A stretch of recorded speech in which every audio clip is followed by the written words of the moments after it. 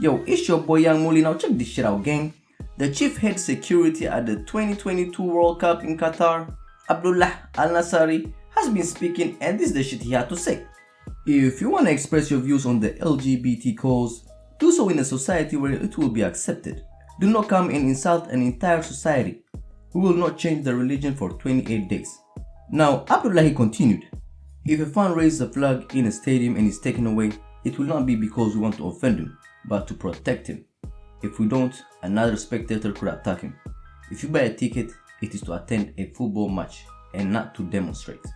Now, what basically the slogan is in this World Cup, if you pop a flag, you're getting snatched. Wave that rainbow in your ass getting sniped. Pause. Now, fans after hearing these comments, some of them they were happy, they were like, oh man, finally man, we get a peace of mind. While others were outraged.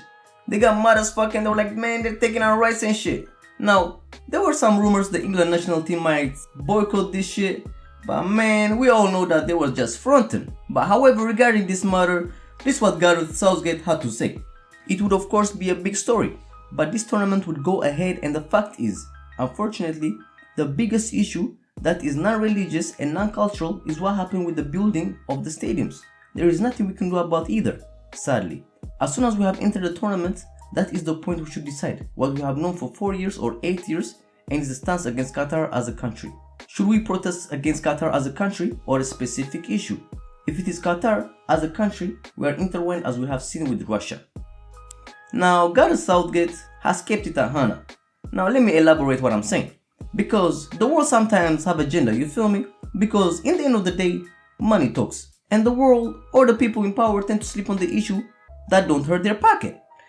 And what Mr. Southgate right now is referring to is the main issue at hand. And that is actually was the building of the stadiums. Now I already made a video about this shit about a year ago. And long story short, the fact is many workers have died during the building of the stadiums. Because these workers were working in slave-like conditions in environments that was inadequate to do some working.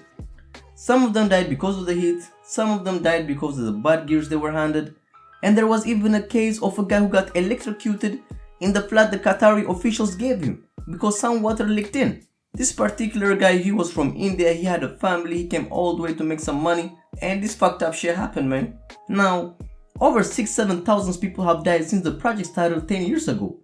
That's like 2 people dropping every day for 10 years. And all the people that have died were immigrants. What a crazy coincidence.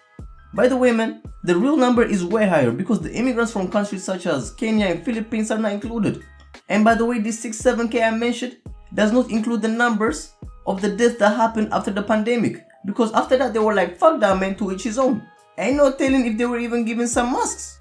And during all this shit, FIFA, the world football, kept an eye closed because Qatar had paid big sums of money to get that project, and the FIFA official packets were looking healthy. But I guess in the end of the day, it is what it is. You know, motherfuckers ain't gonna keep the same energy regarding different matters, and y'all know how that shit go, man. Anyhow, man, it's your boy YoungMully. Like, subscribe, it's lit.